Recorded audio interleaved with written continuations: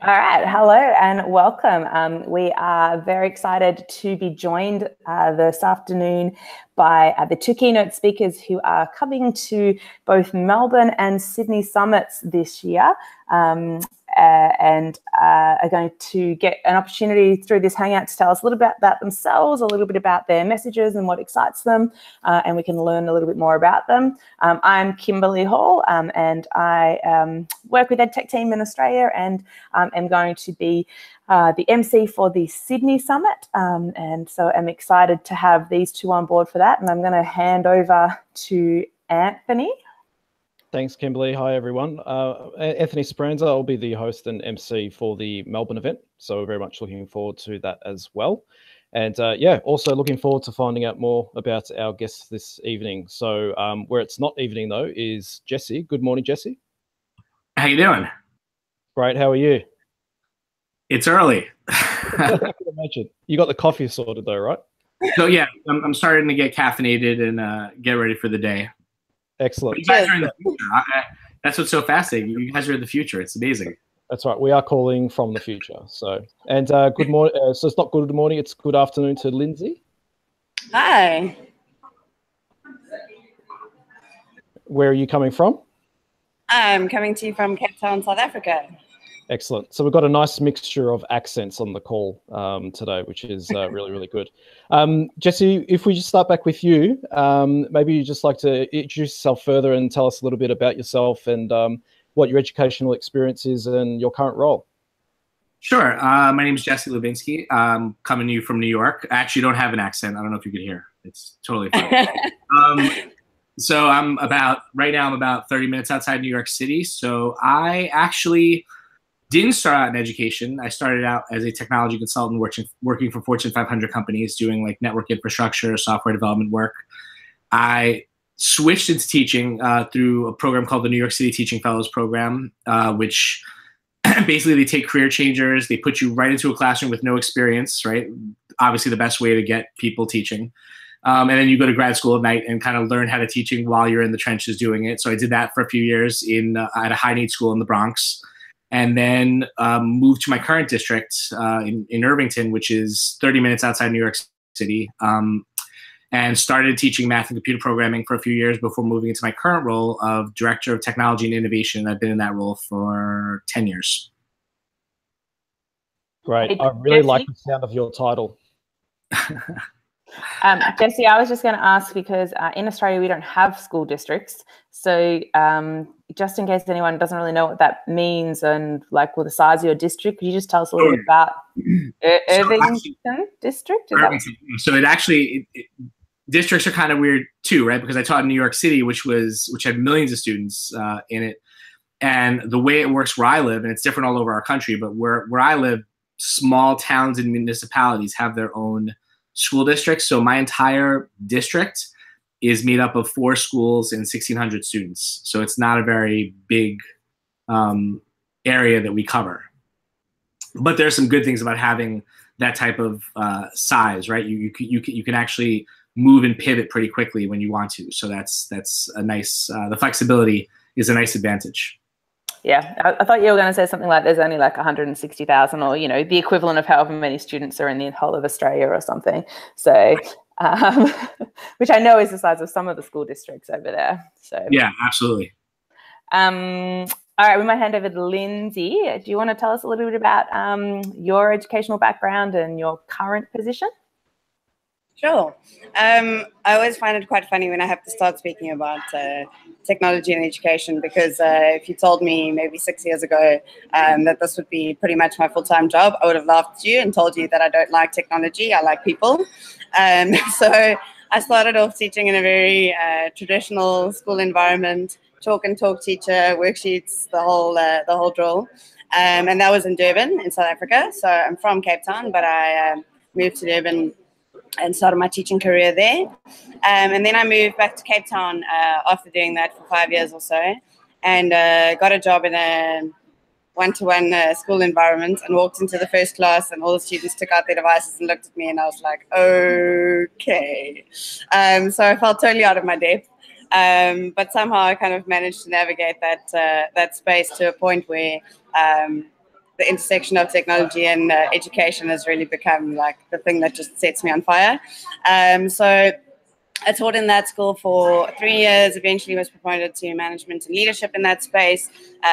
Was the EdTech innovation leader at Parklands College, where was looking at staff professional development, getting teachers excited, empowering teachers, as well as still being in the classroom.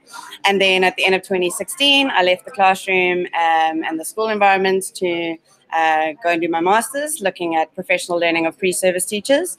So I've done some research with university students and kind of getting them on board with technology integration. And also started working for a company called Cloud Ed Solutions in South Africa, where I work with schools all around the country doing teacher training, leadership management, development, all that kind of stuff. Awesome. And I'll just say that one of the reasons that we're excited to have Lindsay and Jessie both coming to Melbourne and Sydney is that they have both been really heavily involved in different conferences, including EdTechTeam Summits in different places around the world. And everybody always loves you guys. So we're really excited to be able to share that with our locals down here as well. So I'm going to throw a little bit of a curveball at you. And Jessie, I feel like I know you somewhat personally outside of this space, but I'm thinking that most people on this won't. And if I were to Google you, I could find out all these, facts and figures about you and your experience. But I'm hoping you can share something that gives us a little insight into you that I might not find if I were simply to stalk you online. So we're talking personally, not professionally, or we're talking both? Whatever. G-rated. I don't know if you have G-rated in the US, but like PG-13 maybe is pushing it. So. I can give you the PG-13. Okay. Good. All right. So let me think. Professionally, yes. I do a lot of EdTechTeam Summits, but I'm working on a whole bunch of other initiatives also. So actually, at the upcoming ISTE conference in June, I'm actually presenting with the CEO of COSIN about their new innovation project, which they're taking over from the New Media Consortium, the K-12 Horizon Report, it used to be called. Essentially, it's a report generated by educators kind of sharing what the trends are in technology over the next 5 to 10 years, what are going to be those big things that are coming down the road for school districts. So that's the boring stuff. Let's talk about the personal stuff. No, I'm just kidding. So I'm a bit of a pop culture geek. Can't get enough movies. You'll see from my keynote, grew up a big comic book geek, and that definitely touches on everything I kind of do. Past couple years, did a little bit of acting. I have an IMDb page now. It's very impressive. My Kevin Bacon number. I don't know if you guys know what a Bacon number is. It's 3. So I have a Bacon number, right? See, you didn't know that, Kimberly. I have a Bacon number. It's pretty impressive. That's it. I have 3 kids, and one of the things we love to do, we have a passion for food. So I'm excited to come down there and try some of the things. I've already had Vegemite. Kimberly gave that to me a couple of years ago, so I've done that, and I've even had chocolate with Vegemite. So yeah, very excited to come in and learn and share alongside everybody down there. Awesome. And I will say, I thought it was interesting that you used past tense to describe your comic book obsession. I follow you on Instagram. That doesn't seem very past tense. You're right. I'll own it. All right. And Lindsay, we're going to put you on the spot, something that I couldn't discover about you if I were to stalk you online in a positive, non-creepy way. It's kind of interesting. So I tend to use different types of social media to profile different parts of my life or personality. So on Twitter, you get the EdTech Lindsay. If I let you follow me on Instagram, because it's private, then you would see a lot of nature photos. Really like being outdoors, live in Cape Town, beautiful place. So that's an easy one. Also, a lot of beverages, preferably in beautiful places. Also, a big food and wine fan. And what wouldn't you see? One Wow. So there's certain things that I kind of choose not to engage with on social media. So I often have quite strong opinions around things like diversity and equality and those kinds of things, but I rather engage with people face to face. So I don't kind of post about those kinds of things. I prefer to engage with people one-on-one on that. You wouldn't see how much of a role music plays in my life. There are always songs in my head. I'm a big music fan. Once upon a time, I used to do a lot of singing, and in a past life, maybe I was a jazz singer or something like that. So you wouldn't be able to pick that up. And then maybe that I have a mild obsession with unicorns. That's not on social media. Wow, but it's now out there for everybody. Now it's out there. Now everybody knows. So I'm just like thinking in my head right now, Anthony, about totally changing the structure for both Melbourne and Sydney keynotes, where we have like a combination of like jazz singing and acting with Jesse's comic book things. I don't know. I think we should work that out off video. Yeah, I could see that in my head. That'll work. Mm-hmm. Hey, I think let's start looking at some of the finer details. But before we get into that, just a question for both of you. I guess there's opportunity for you to talk about what sort of drives you. What are you passionate about in education? Is there something that that you get up every morning for? What excites you about your job? Jesse, to you first, maybe.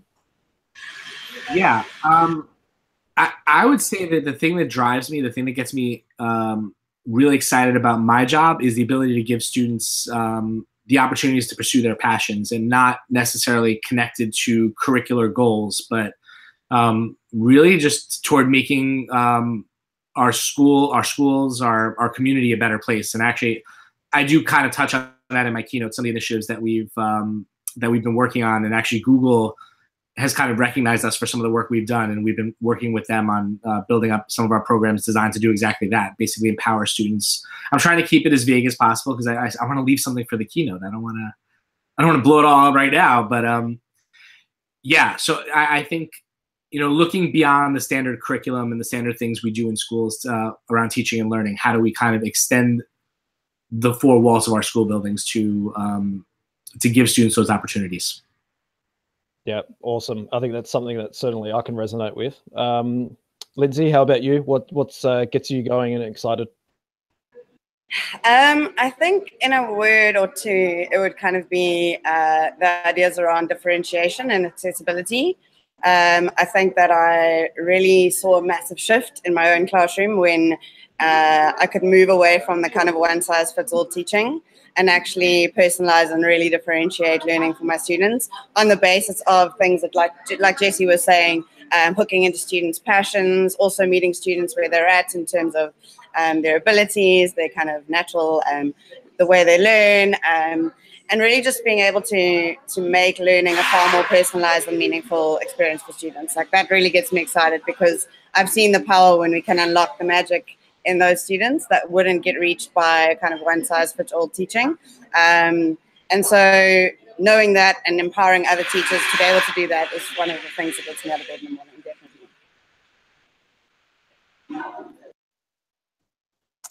Awesome, thank you. I may or may not be multitasking and stalking you both online to see how much I can find of what you said is accurate or not.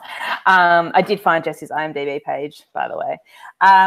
You guys have probably already touched on this, but I thought it might be good anyway to just sort of explicitly, I know you don't want to give away your keynotes as such, but one of the things that we're really excited about having you guys in Australia for is to learn with you and share some of those passions and the stories. And so I guess if you were to sort of sum up your keynotes in a few words in terms of me as an audience member, what you're hoping that I will get from sitting and listening to your keynotes in both Melbourne and Sydney, what would that be? I know that's not exactly probably a super easy question to answer. And I'm actually going to go to Lindsay first for this one.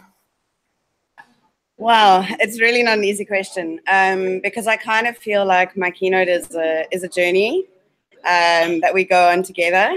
And I kind of feel like it's like if somebody goes on a hike and they try and describe to you what they saw, they're not going to be able to do it justice. So it really is a journey.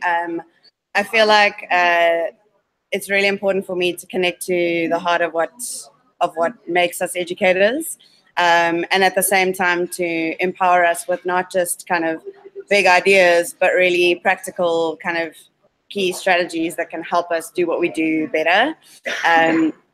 And so the title of my keynote is Once Upon Our Time, and it's really about the story of us as educators, the story of our students, and the story of education in the world, and kind of how all of those pieces fit together.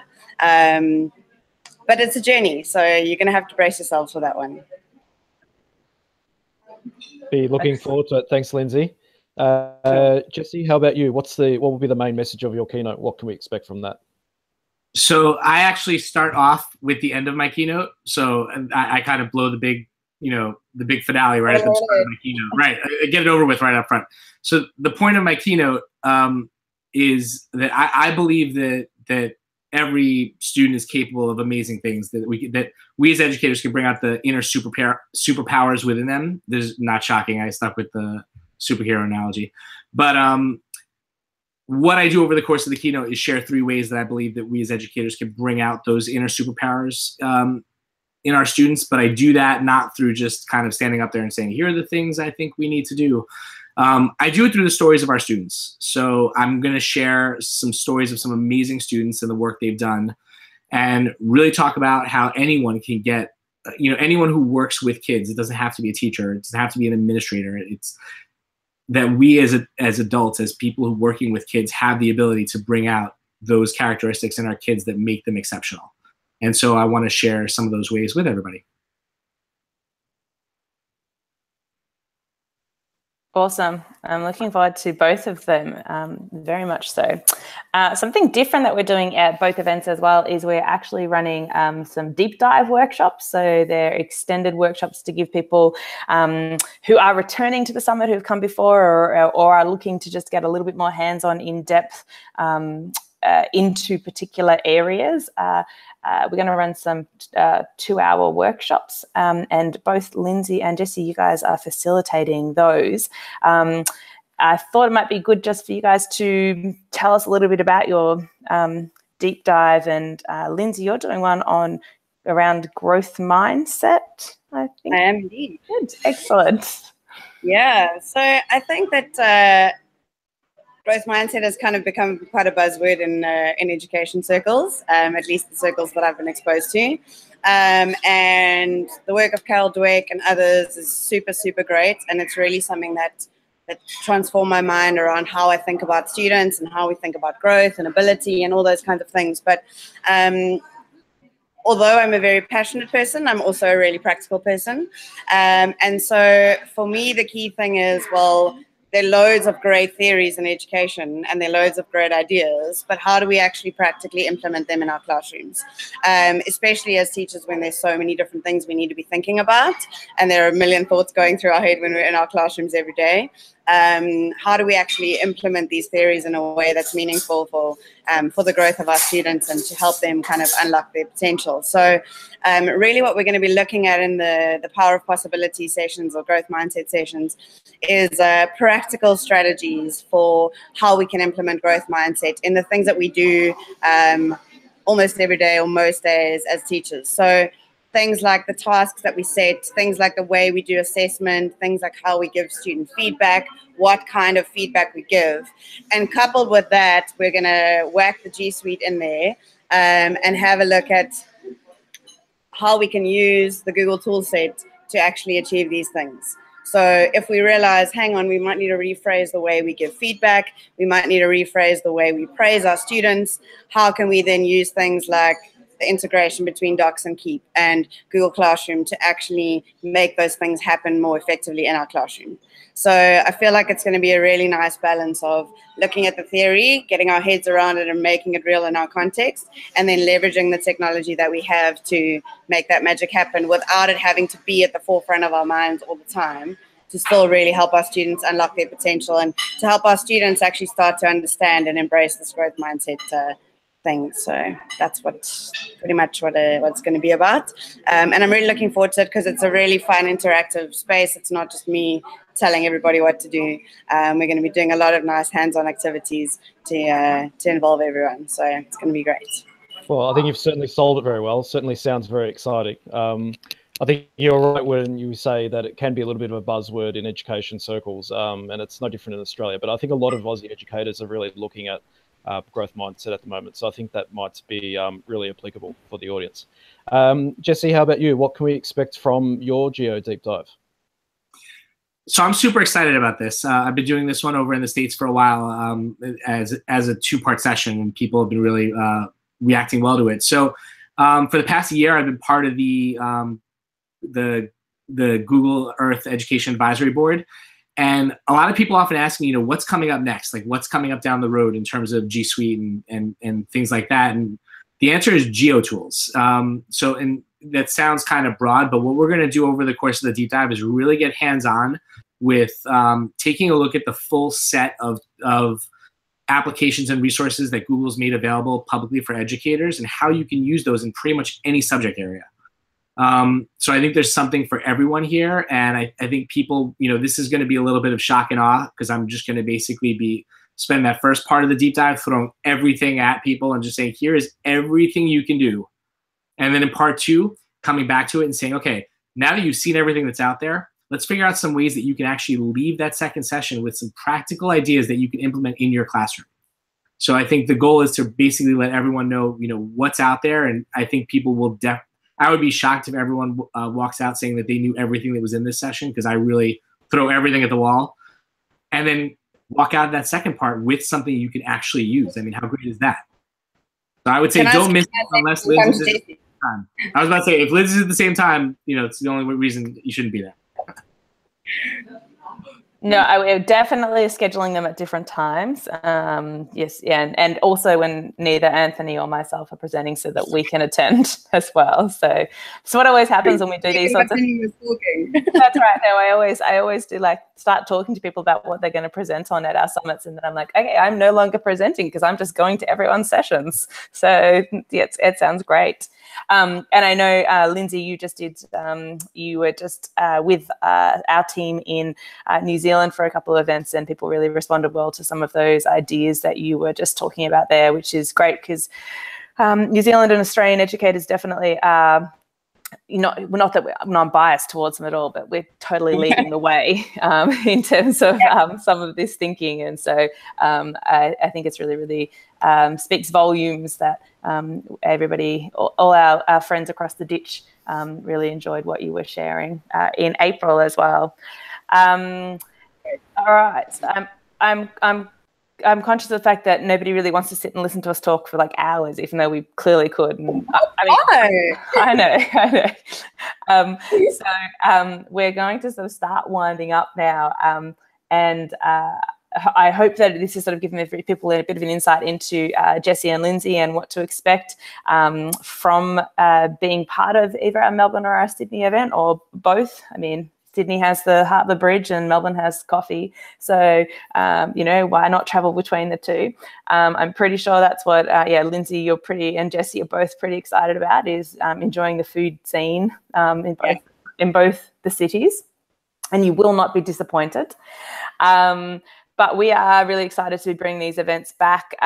We are partnering with the Department of Education in New South Wales again this year, and they are really, really excited to be really encouraging department schools to get involved in looking at the ways that these tools and this technology can transform teaching and learning across all their schools. But we also know that there's lots of fantastic Catholic and independent schools doing great things as well. And in Melbourne, we are excited to be going back to the King David School in Armidale and working with them to bring the event to a new place and bring some new ideas and some new great coffee as well, of course. So we will put the links to the events on here, and you are probably watching this video because you got the link from either the website or one of our emails. So hopefully you can work out how to click on the register and join us button there.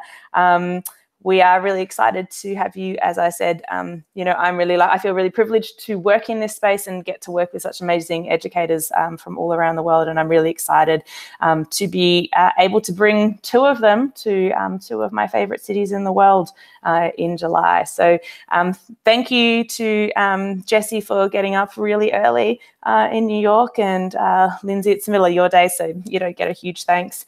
But we appreciate you coming anyway. Yeah, that's right. And obviously Anthony as well. Any final comments from anyone before I cut off our broadcast? No, I was just gonna say, tweet any good food recommendations to @Lubinsky. I'll share them with Lindsay. We'll make a doc. And Lady Wesner. I actually already have my maps for food for you guys. So perfect. So all my priorities are in order. Don't worry. Yeah. So yeah, I'm really excited to meet some good Aussies. It's going to be great. Plenty of them down here. Plenty of those. Plenty of those. You won't find a shortage of this. All right, awesome. Thanks, guys. Thanks for tuning in and watching us. Feel free to write in. Let us know if you have any questions, and we are looking forward to seeing everybody in July. Yep. Bye. All right, thanks, everyone. Cheers. See ya.